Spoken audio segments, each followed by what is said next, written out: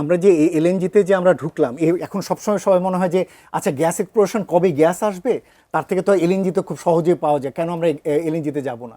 কিন্তু এই পরিস্থিতিটা সৃষ্টি করা হয়েছে এলএনজি লবিকে দিয়ে। আমাদের এখানে 2017 সালে নরওয়েজিয়ান কোম্পানিকে দায়িত্ব দেওয়া হয়েছিল 3D সিসমিক সার্ভে করার জন্য।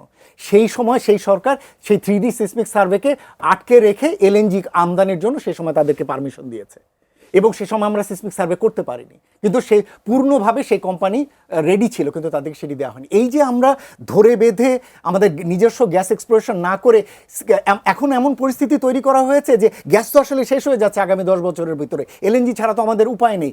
এই পরিস্থিতিটি আসলে সৃষ্টি হয়েছে ওই জায়গা থেকে। কিন্তু সেই জায়গাটা আমি বলছি যে গ্যাস আসলে শেষ হয়নি। গ্যাসের বাংলাদেশ গ্যাসের উপরে ভাসছে অনেক, মানে বহুল জনপ্রিয়, সেটা বলা দরকার নেই, সেটা বলা দরকার নেই। আপনি বঙ্গোপসাগরে যদি মিয়ানমার গ্যাস পেতে পারে, বঙ্গোপসাগরে যদি ভারত গ্যাস পেতে পারে, তাহলে আপনার 24টা গ্যাস কূপের ভিতরে তো আপনি কম্পিটিটিভ বিডিং এ গিয়ে আপনি তো সেখানে টেন্ডার করে বিডিং এ তো আন্তর্জাতিক প্রতিষ্ঠানগুলো অংশগ্রহণই করছে না বিভিন্ন কারণে। সেটা তো হ্যাঁ, সেই জায়গাগুলো অ্যাড্রেস করেই তো আপনাকে নতুন করে গতকালকে সম্ভবত রিটেন্ডারে গিয়েছে, তারা গত পরশুদিন রিটেন্ডারে গিয়েছে। বিগত কয়েক বছর ধরে রিটেন্ডার হচ্ছে, একবারই হয়েছে আরবার গিয়েছে। আমার বলার বিষয়টা হচ্ছে যে এই জায়গাগুলো বোঝা দরকার বিদেশি কোম্পানিগুলো কি জন্য।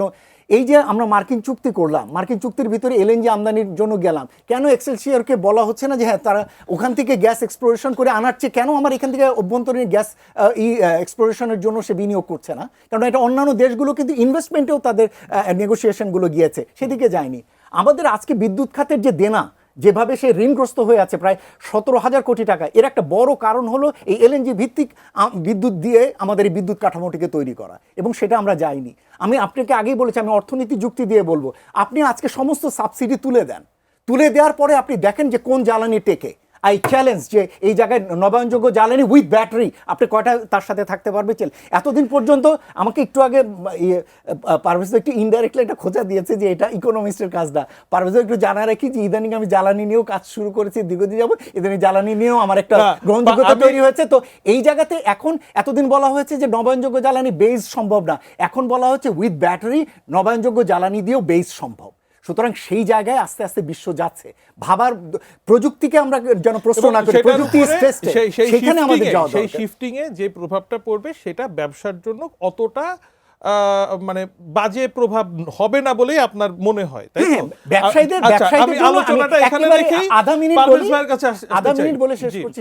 ব্যবসায়ীদের জন্য সবসময় হচ্ছে নিরবিচ্ছিন্ন বিদ্যুৎ দরকার, মানে কন্টিনিউটি দরকার, প্রাইস ব্যাপার না। না, প্রাইস তো অবশ্যই পড়ে, সেটা নিরবিচ্ছিন্ন বিদ্যুৎ, ভালো কোয়ালিটির বিদ্যুৎ, সেটা তারা চান।